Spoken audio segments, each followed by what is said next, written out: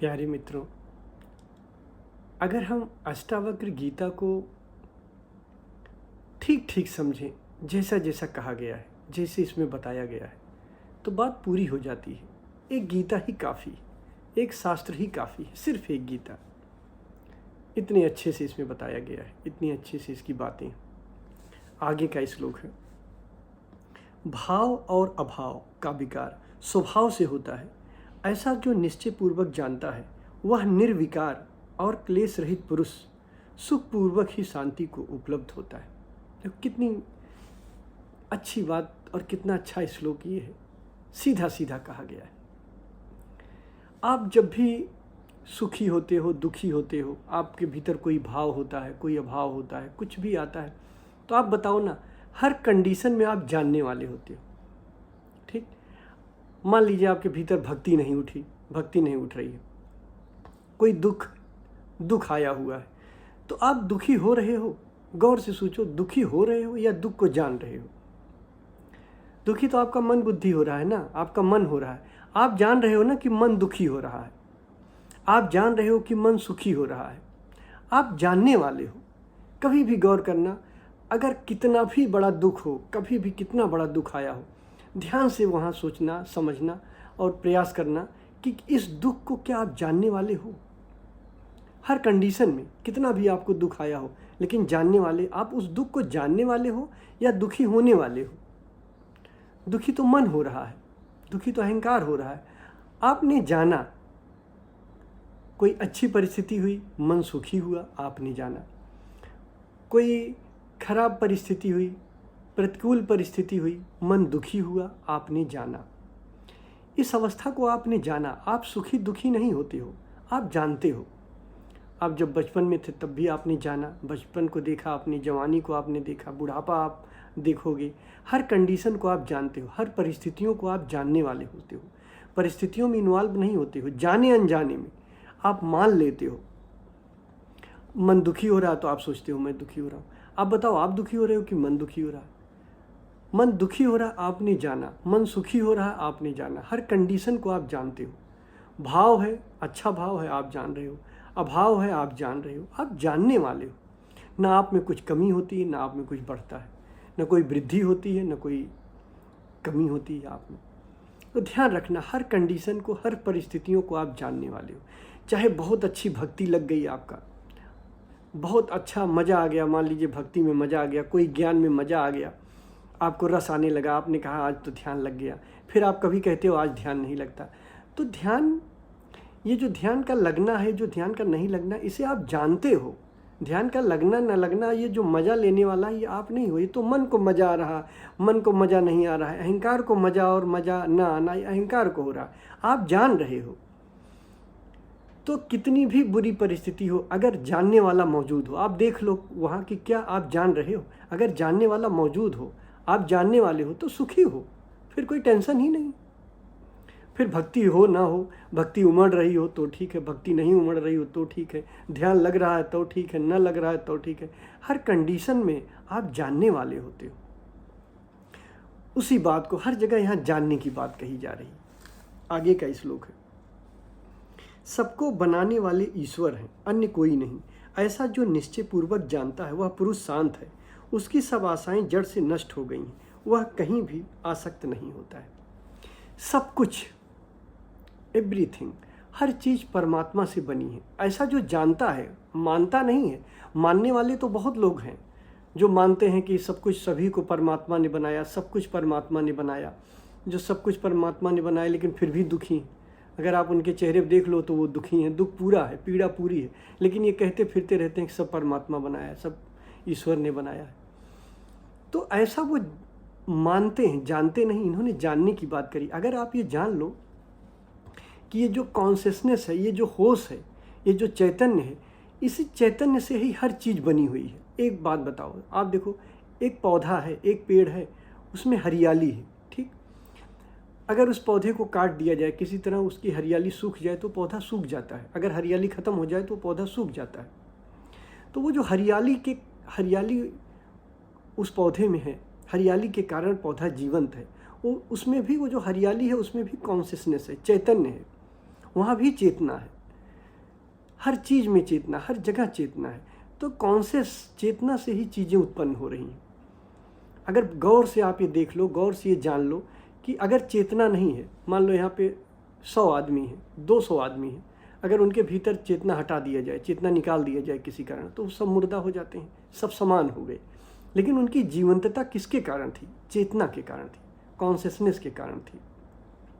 आप कहते हो मैं अपने मित्र को बहुत प्रेम करता हूँ, या अपने घर वालों को बहुत प्रेम करता हूँ, किसी को भी आप बोलते हो बहुत प्रेम करता हूँ, लेकिन अगर वहाँ जीवन ना हो तो क्या आप प्रेम करोगे?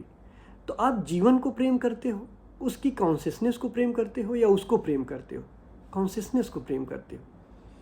आपका कितना भी प्रिय हो, अगर उसके भीतर चेतना निकल जाती है, वो मुर्दा हो जाता, तो आप घर में नहीं रखोगे, उसको नहीं रखते हो। लेकिन कहते हो कि मैं तुमसे प्रेम करता हूँ, अपने किसी अजीज से कहते हो प्रेम करता हूँ, लेकिन किसके कारण? उस कॉन्शियसनेस के कारण करते हो। तो एवरीथिंग, जो कुछ भी संसार में बनता है, जो कुछ भी संसार में है, जिसे भी हम प्रीतिकर समझते हैं, अच्छा हमको लगता है, जो चीज़ भी हमें संसार में, वो चेतना, चैतन्य के कारण है, कॉन्शियसनेस के कारण है। चैतन्य है तो अच्छा है। हमारा अनजाने अनजाने प्रेम भी उसी कॉन्शियसनेस का है, कॉन्शियसनेस का प्रेम है। क्योंकि कॉन्शियसनेस नहीं रहता तो हम घर में 24 घंटा भी नहीं रखते, मुर्दे को घर में नहीं रखते हो ना। लेकिन कॉन्शियसनेस उसके भीतर है, अगर कॉन्शियसनेस एक्सप्रेस हो रही, प्रकट हो रही है, आप उसको रखते हो। तो खेल चेतना का है, चैतन्य का है। आगे का श्लोक है, विपत्ति और संपत्ति देव योग से समय समय पर आती है। ऐसा निश्चय वाला पुरुष सदा संतुष्ट, स्वस्थ इंद्रिय हुआ, न कोई कामना करता है, न शोक करता है। जो भी परिस्थितियां आती हैं, ये परिस्थितियां सब तय होती हैं। देखो कह रही हैं देव योग से आती हैं। अगर आप भक्त मार्गी हो तो आप कह लो देव योग से आती हैं। परमात्मा, विपत्त आता है, सुख आता है, दुख आता है, परमात्मा के कारण, परमात्मा भेजता है, उसकी कृपा से, उसकी करुणा से आती है।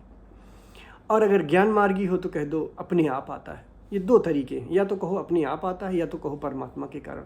कारण कोई भी ले लो, आता अपने आप है या फिर परमात्मा के कारण। सब परमात्मा, हर चीज़ परमात्मा के द्वारा ये चीज़ें आती हैं। विपत्ति और संपत्ति देव योग से समय समय पर आती है। कभी सुख आता है, कभी दुख आता है, कभी धन आता है, कभी धन चला जाता है। ये सब परिस्थितियों के कारण आता है, और ये सब अस्तित्व के कारण आता है। परमात्मा भेजता है, परिस्थितियाँ भेजती हैं, एक अनंत ऊर्जा है, वो सारी चीज़ें करती हैं। तो अगर जो ये लोग ये जान लेते हैं, इसका जिनको गहन जानकारी हो जाती है, जिनको इसका अनुभव हो जाता है, जानने की बात नहीं, अनुभव हो जाता है, वो न शोक करते हैं, न कोई कामना करते हैं। अब कामना क्या करना, जब मेरी कामनाएं पूरी नहीं होती हैं और सब अपने आप आती हैं, तो मुझे कामना करने की ज़रूरत क्या? और कामना किससे करोगे? अगर अनंत अस्तित्व आप हो, अनंत कॉन्शियसनेस आप हो, तो आपकी कामना किससे होगी जब आप ही हो? अगर एक पल आप ये मान लो कि पूरे ब्रह्मांड में सिर्फ आप हो, तो किससे कामना करोगे? तो आप मान लो कि अपने आप आता है, या बहुत अगर भक्ति मार्गी हो तो मान लो कि परमात्मा भेजता है। आगे का श्लोक, सुख दुख जन्म मृत्यु देव योग से होता है। ऐसा निश्चय वाला व्यक्ति साध्य कर्मों को देखता हुआ और निरायास कर्मों को करता हुआ भी उसमें लिप्त नहीं होता है। अब लिप्त होना क्या, अब तो जवान पड़ा उसे कर लेना है। जब मेरे बस में कुछ नहीं है, मेरे कारण कुछ होता नहीं है। देखो कुछ भी आपके कारण नहीं होता है। जिसे आपको लगता है कि मैं कर रहा हूँ, वो भी संयोग बस परमात्मा की मर्जी से आपकी मर्जी मिल जाती है। तो ऐसा लगता है कि चलो आपने किया, और आप लाख कोशिश करते हो, कभी कभी आपकी चीज़ें नहीं पूरी होती हैं। तो कुल मिला के चीज़ें तो परमात्मा के द्वारा ही होती हैं, परमात्मा ही पूरा करता, परमात्मा ही करता है। आपका नियंता, आपका कार्य करने वाला वही है। तो जब वही है, जब मुझे फल की इच्छा नहीं करनी है, तो ठीक है, जो काम आन पड़ा उसे कर लो, प्रभु का काम समझ के कर लो। अब उसमें लिप्त नहीं होना है, उसमें जुड़ना नहीं, उसमें परेशान नहीं होना। फिर आगे है, चिंता से दुख उत्पन्न होता है, अन्यथा नहीं। ऐसा जो निश्चय पूर्वक जानता है वह सुखी और शांत है। सर्वत्र उसकी स्पृहा गलित और वह चिंता से मुक्त है। कितना अच्छा श्लोक है। चिंता से दुख उत्पन्न होता है, चिंता मात्र से दुख उत्पन्न होने लगता है। अब मान लो अभी आप कोई चिंता करते हो, ठीक, जैसे मान लो को आपने कोई एग्ज़ाम दिया और आप सोच रहे हो कि पता नहीं पास होऊंगा कि नहीं होऊंगा, क्या होगा क्या नहीं होगा। अब आपने पेपर दे दिया, अपना कर्तव्य कर दिया, जो जैसी परिस्थिति हुई, जितना आपको आया आपने लिख दिया, बात खत्म हो गई। जो काम आन पड़ा, आपने उसे कर लिया, परमात्मा की कृपा से वो कार्य आया और उसकी कृपा से मैंने वो कार्य किया, बस। अब मुझे उसमें चिंता नहीं करना ऐसा हो ही जाए, आग्रह नहीं करना। अगर आग्रह करूँगा तो दुखी हूँगा, क्योंकि वो फार्मूला फिर आपको यहाँ याद करना पड़ेगा कि वो करने वाला परमात्मा है, करने वाला अस्तित्व है। कृष्ण कहते नहीं कर्म करो फल की इच्छा न करो, वही बात है। कर्म आपने किया, जो कर्म आन पड़ा वो आपने किया, लेकिन अगर आप फल की इच्छा उसमें करने लगे कि नहीं ऐसा हो जाए वैसा हो जाए, ऐसा कर लूँ वैसा कर लूँ, तो फिर आप उसमें दुखी होगे। कर्म करो। अब इसमें एक तरीका भी है कि जैसे आपने कोई कर्म किया, अब यहाँ पे एक नेचुरल बात ये भी होती है कि अगर आप कर्म करोगे तो फल की इच्छा पैदा ही होगी, एक स्वाभाविक सवाल होता है।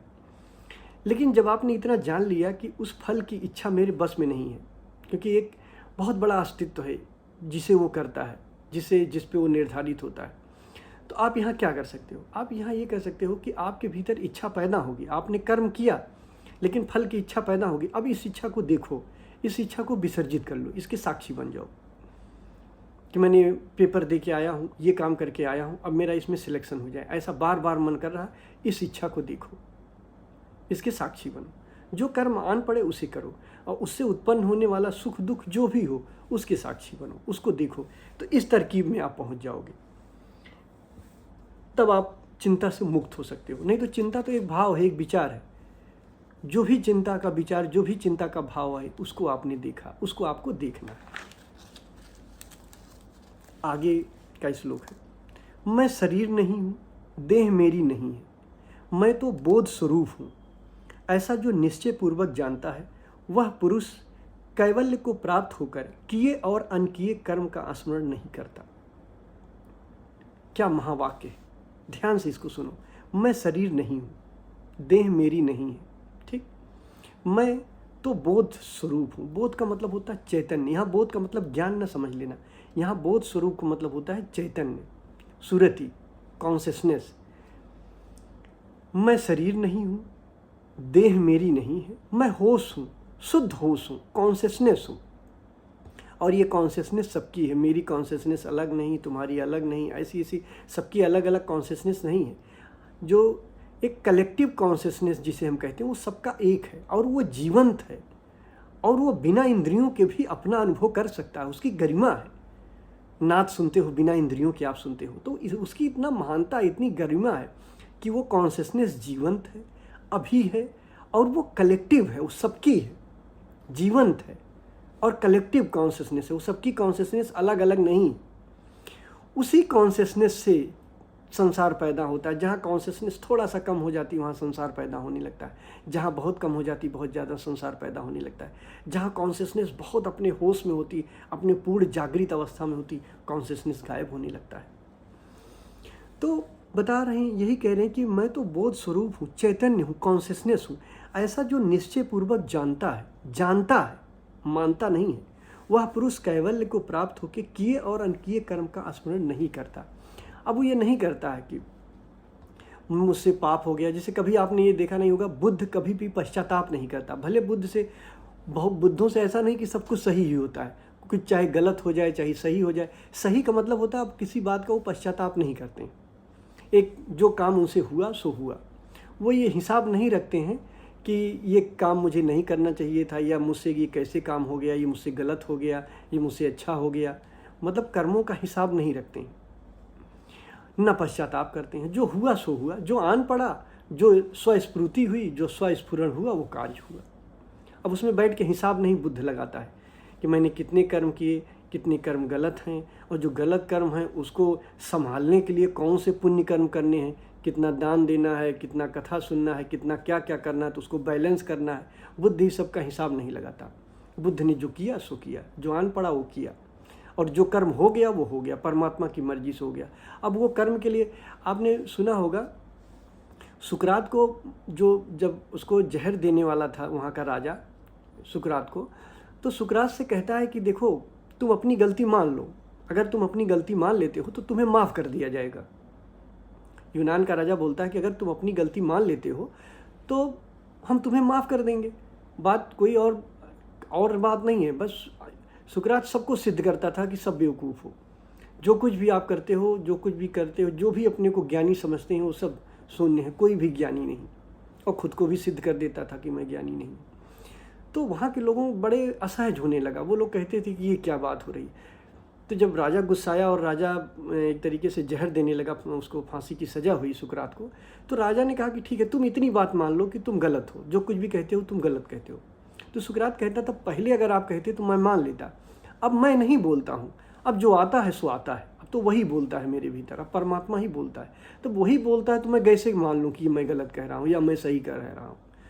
उसी बात को यहाँ कहा जा रहा है कि हम क्या कह रहे हैं, हम क्या नहीं कह रहे हैं, हमने पाप किया कि पुण्य किया, उसका हिसाब नहीं रखता है।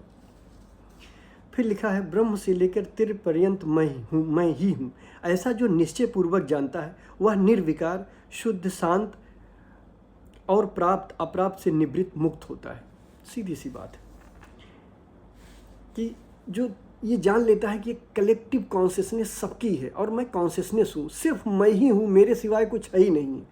अब वो हर चीज़ से मुक्त हो जाता है, वो शुद्ध होता है, शांत होता है। अशांति तब पैदा होती है, द्वैत में अशांति होती है, जब हम ये सोचते हैं कि कोई दूसरा है।